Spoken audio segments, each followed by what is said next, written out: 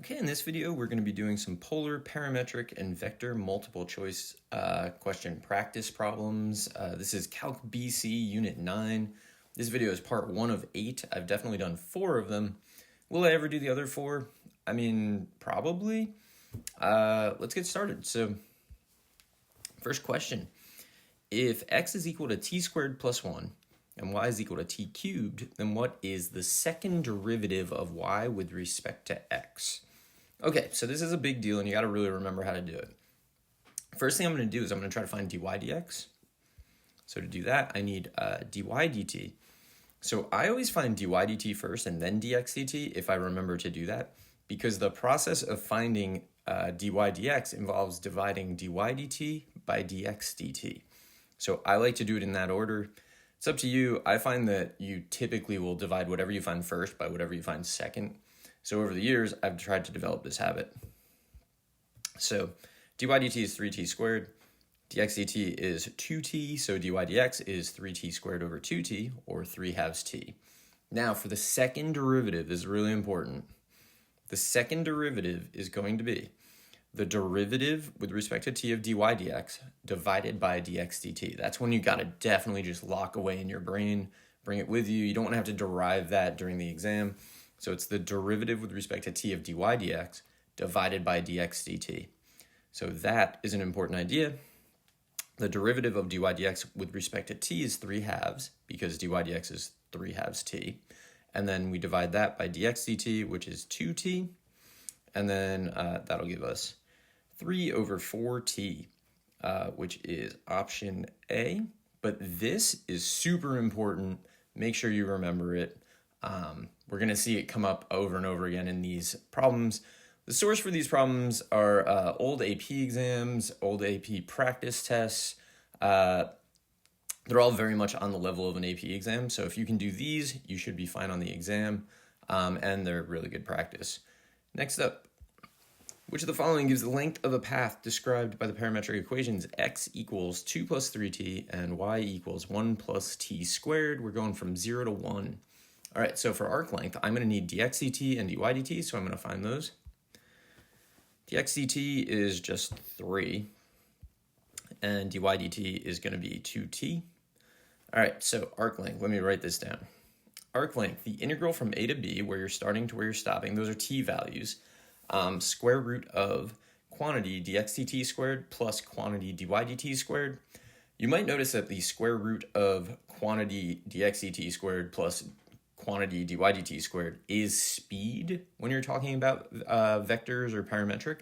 So we're just integrating the speed. That's consistent with what you did in Calc AB, but there's more dimensions now. So this is our arc length formula. We're just going to plug in.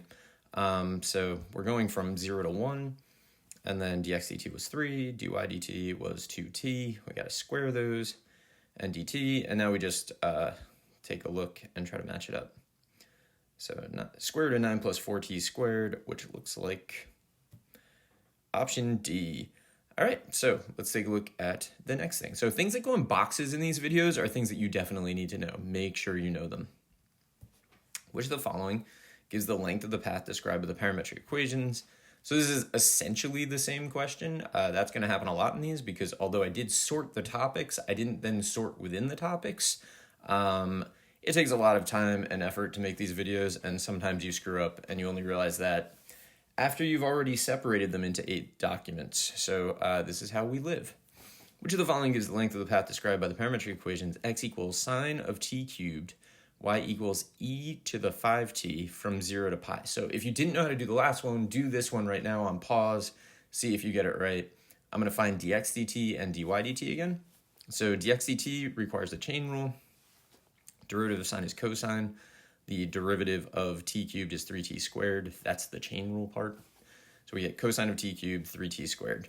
And then dy dt also requires a chain rule, but I don't know if it's simpler. I think it's a little simpler, whatever. Chain rule is just the chain rule. And then we're going to just sub into that formula that we have memorized. So we're going from 0 to pi. Those are the t values. And then we need to square dx dt. And we need to square dy dt. And we're adding those together. And then dt at the end. All right, so this is kind of gross. I'm just going to pop it up on the screen. 9t to the fourth cosine squared t cubed plus 25e to the 10t. Which of those? It looks like option C. All right, so make sure you know arc length. It's almost certainly going to be on the AP exam if that's what you're currently studying for.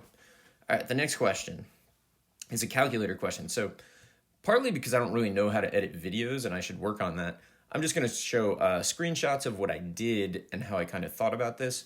So that's what we'll be doing in the videos for calculator things. I have a ton of videos on how to use the calculator, so you can check those out if you're not really sure what I'm doing. But this will get you the idea. So what is the total area between the polar curves r equals 5 sine of 3 theta and r equals 8 sine of 3 theta? All right, so I got to figure out what this looks like. It's a good idea to know what rose curves, cardioids, limicons look like, but you will probably have your calculator, or the graph will probably be provided for you. So I switched to polar graphing mode and I graphed these. And you can see 5 sine of 3 theta is inside of 8 sine of 3 theta. Now what I had to do was figure out how long did it take to graph these, right? So I can see there are 3 petals for each curve. So what I did, I actually know how to do this. So I knew that this would just be from 0 to pi. But if I wasn't sure of that, what I did was switch to rectangular mode and graph it, and then reduce the window until I'm only seeing 3 hills, because each of these hills is going to be one of the petals. So for example, this corresponds to this corresponds to this, and this corresponds to this. Knowing how to graph in polar is extremely useful. You'll probably have your calculator for that part, but I do recommend knowing a little bit about it, so I'll try to remember to link to the graphing polar videos that I have. Hopefully I do. If not, mention it in the comments and I'll go back and edit that. All right, so 0 to pi is what I'm doing. Area between polar curves, I want to do 1/2. So don't forget the 1/2. That's the most common thing that is forgotten. I'm really just doing the big area minus the little area, and just area in general is 1/2 the integral of r squared d theta. So I need the big R squared, then the little r squared, and then I'll subtract those.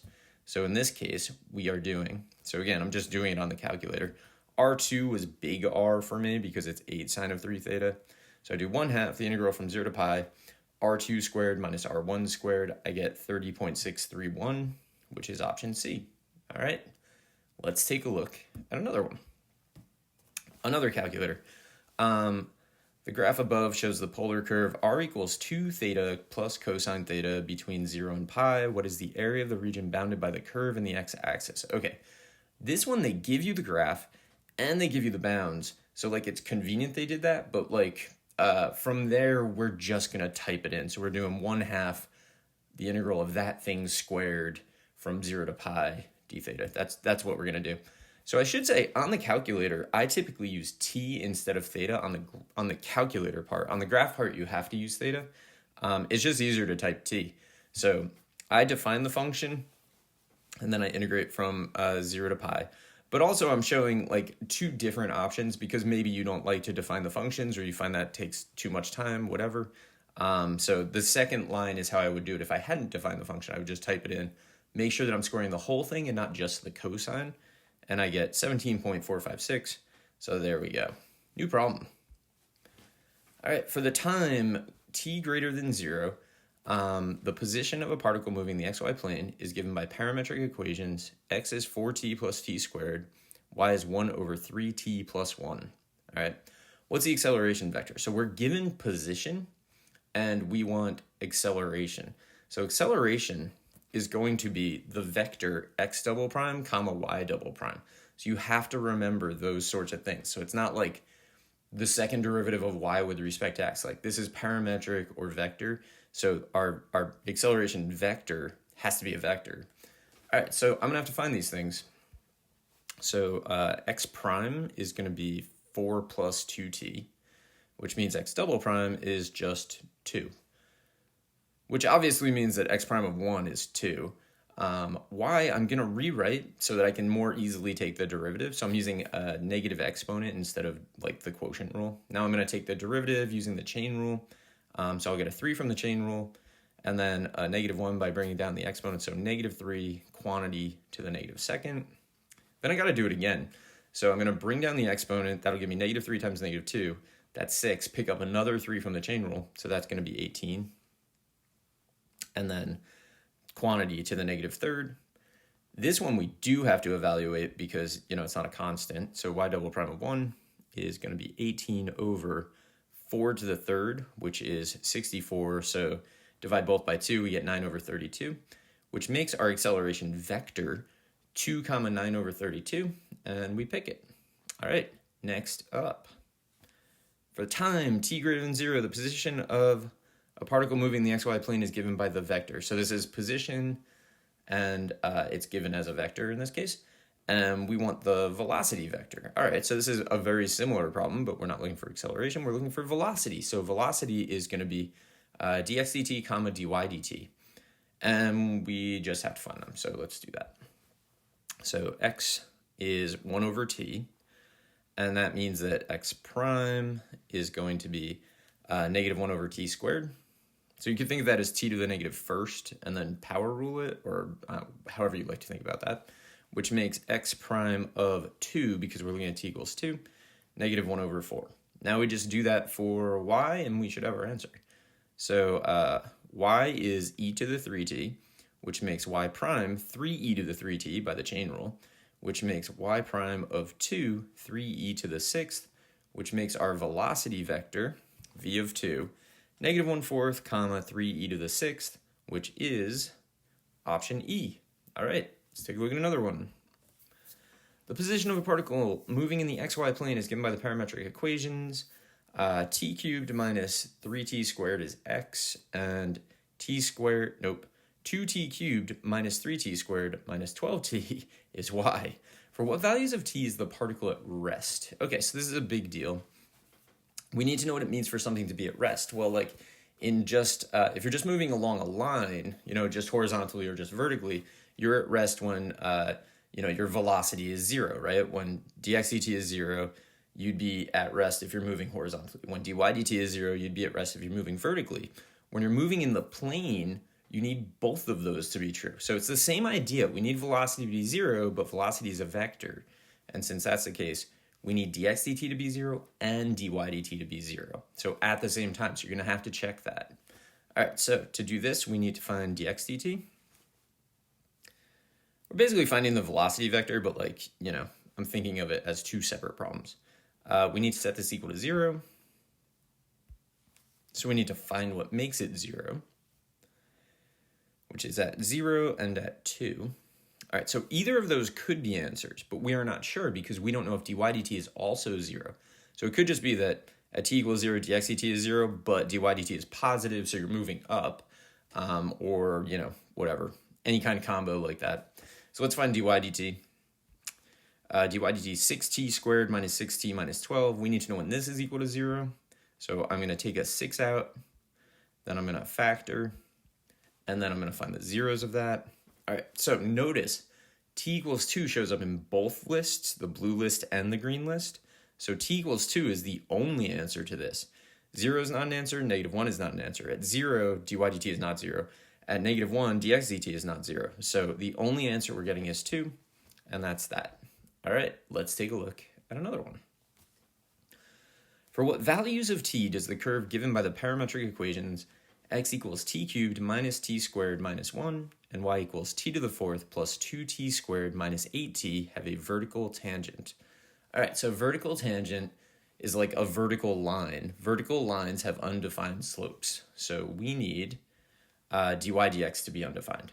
Now, for dy dx to be undefined, to be definitely sure about it, we need actually two things to be true. We need dx dt to be 0, because remember, dy dx is dy dt divided by dx dt. We need the denominator to be 0, so dx dt is 0. But we also need to make sure dy dt is not 0, because there are scenarios, I don't think you would run into it on the AP exam, but I don't write the AP exam. There are scenarios where dx dt and dy dt are both 0, which is 0 over 0, which is a L'Hopital's problem. So then you'd have to use L'Hopital's to find the limit, see if you actually are getting undefined or whatever. I don't think you'll run into that, but be aware it could potentially happen. All right, so dx dt is going to be 3t squared minus 2t, and we need that to equal 0. So I just use the power rule on x. So I'm going to factor that, and then I'm going to find the zeros. So I get t equals 0 and t equals 2/3. I think, to be safe, you should definitely be checking dy dt. So dy dt is 4t cubed plus 4t minus 8. So that's just power rule all the way through. We're going to plug our value. So I'm not going to find the zeros of dy dt because I know the only possible zero places that it matters could be at t equals 0 and t equals 2/3. So I'm actually going to sub those in. So I'm doing dy dt such that t equals 0 because that's one of the zeros of dx dt. Gives me -8, which is not 0. So that is going to be one of our answers. Then I'm going to take 2/3, and then 2/3, when I plug it in, I get 32/27 plus 8/3 minus 8. That definitely does not equal 0. We don't need to know what it equals. We just know that it doesn't equal 0, which would make 2/3 an answer. So both of them worked, and we get C. All right, new problem. A curve C is defined by parametric equations. X is equal to 3 plus t squared, y is equal to t cubed plus 5t. Which of the following is an equation of the line tangent to the graph of C at the point where t equals 1? Okay, so there's two things you really need to know for this. One of them is how to figure out dy dx. So we know how to find dy dx, right? It's dy dt over dx dt. We also need, this is just a tip from having done this for forever, don't confuse x and t when you write your tangent line. I see a lot of people do that. So we're not going to be using, well, we're not necessarily using 1, right? We're going to have to figure out what x is when t is equal to 1. No one screws up y, but people screw up x all the time. All right, so here goes. To find dy dx, I need y prime, I need x prime. I'm going to try to find them in that order because you're going to want to divide the first thing by the second thing, right? So find dy dt first. So evaluate this at 1 will give us 8. And then x prime of t is going to be 2t, right? Sorry. And then x prime of 1 is just 2. And overall, that makes dy dx, dy dt over dx dt. So that's going to be 8/2, which is 4. All right, so we know the slope of the line. So, I mean, if you look at it, you can rule out A, D, and E if you needed to. But we need to figure out the point anyway. All right, so to figure out the point, we're going to find x of 1, which is just 3 plus 1, which is 4. And we need y of 1, which is going to be 1 plus 5, which is 6. And so I'm going to write my ordered pair down just to be careful because I don't want to screw this up. And then my tangent line, just using point slope, is y minus 6 equals 4 quantity x minus 4. The problem is all the answers are written in slope-intercept form, which is super annoying. So I'm going to expand this. I get 4x minus 10, which means my answer is B. All right, let's take a look at the next one. If x is equal to t to the 4th minus 1 and y is equal to t to the, y is equal to 4t plus 1, what is the second derivative of y with respect to x in terms of t? So remember, to find the second derivative, this is maybe the trickiest thing with parametrics, I think, is the second derivative. So it's going to be the derivative of dy dx with respect to t divided by dx dt. That has to be in your memory. You have to think about it. It's a good thing, like right before the exam, make sure you review that one last time. So second derivative of y with respect to x is the derivative of dy dx with respect to t. The reason for that is that dy dx is a function of t, so like you can't really directly find the derivative with respect to x. And then divide by dx dt, which is kind of a chain rule thing. That's important for understanding, but at this point we're, making sure we have this memorized. All right, so we're going to find dy dt, then dx dt. We do them in that order because you're going to divide them in that order. You don't have to do that, but trust me, I've been doing this a while. You're going to want to do it. So we get this. So we just divide these up. So we get 4/4t cubed, which is just 1/t cubed. But since I'm going to need the derivative, I'm going to write that as t to the -3rd. 1/t cubed, just as good. All right, now for my second derivative, I need to do the derivative with respect to t of dy dx. So the derivative with respect to t of t to the -3rd, and then just divide that by dx dt. So dx dt is ending up in the denominator of like every calculation that we're doing, so keep that in mind. So this is going to give me -3t to the -4th over 4t cubed, and then that is -3 over 4t to the 7th, and that is this one. All right, we got one more problem in this video, and then we'll be back to do more in another video. All right, this is a calculator problem. At time t greater than or equal to 0, a particle moving in the xy plane has a velocity vector. So this is our velocity given by v of t equals 3, 2 to the negative t squared. Sometimes I just suddenly forget how to read. That's why I'm stumbling sometimes. If the particle is at the point 1, 1/2 at time t equals 0, how far is the particle from the origin at time t equals 1? Okay, so I need to basically find the distance between the point I end up at 1 and the origin, which is 0, 0. So that's not where I am at time 0, that's the actual origin. So keep that in mind, because they ask that question a lot. Sometimes they ask, like, how far are you from where you started, right? Which would be at t equals 1 versus the origin. So just keep in mind, like, what is the initial point? So what I'm looking for here is I'm really looking for the magnitude of the vector between the terminal point, which is where you are at 1, and the origin. So I'm choosing to write it this way, but it's just the distance between the point you are at 1 and the point at the origin. So that's all we're really doing.